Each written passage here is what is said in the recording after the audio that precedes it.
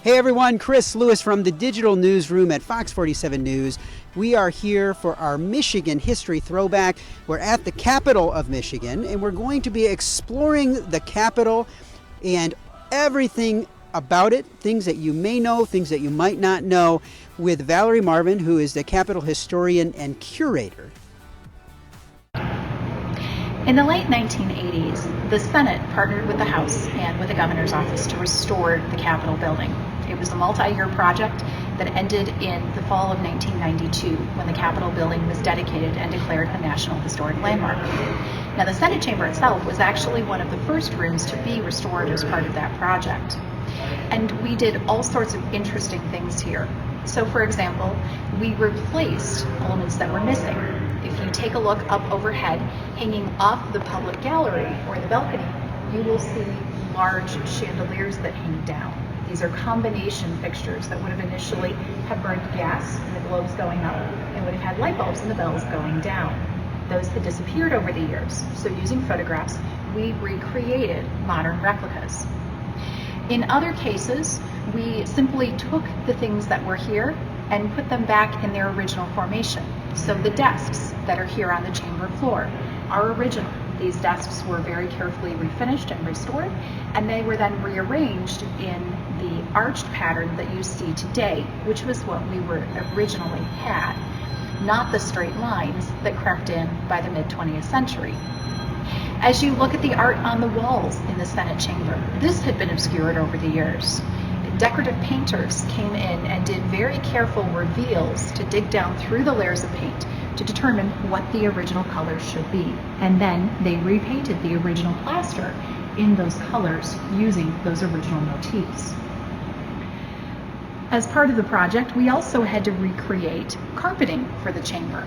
Now, we did have some black and white photographs of the chamber, but these photographs are, of course, from the 19th century and are only so clear. So we worked with a nationally known interiors consultant to design a proper Victorian carpet. And this is a piece of the design that he put together for us. It was based, of course, on the color palette we already knew in the room from the decorative art on the walls.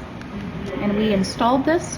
It looked fantastic, except there was another chapter to this story. Not too long after the Senate chamber was rededicated in early 1990, the former director of the then director of the Capitol building, Jerry Lawler, was on a local radio show where he was talking about the work being done in the Capitol, and he put out the standard plea we were always offering, telling people, if you have something from the Capitol, we're not going to ask how you got it, we're not going to take it back, we would just like to see it, because people have kept things that have come out of the building over the years. Well, Jerry got a phone call from a woman named Maxine Fay, who lived out in Mason, and she told him she had a piece of the original Senate carpet. Now, of course, Jerry's ears perked up at this, and he made arrangements ultimately to meet with her. It turns out what had happened was when the Senate was painted in the mid-1880s, a new carpet was put in that matched the decorative paint. So this would be the right carpet to have. It was used for close to 2 decades, eventually removed in the early 20th century, and it was sold or given, we're not sure which, to a church out in Mason, who cut down the worn out spots, put it in their sanctuary, and used it over the next several decades. When the time came then to take it out of the sanctuary, some of the families who had attended the church for years knew the story that it came from the Capitol, so they cut it up, took it home, including Maxine's family. They had had this piece of carpet from the Michigan Senate rolled up in storage for years. In fact, it started off in a bedroom, and then when things got a little tight, it was actually taken out and stored in the, she was quick to point out, clean chicken coop at the family farm. And there it sat for years.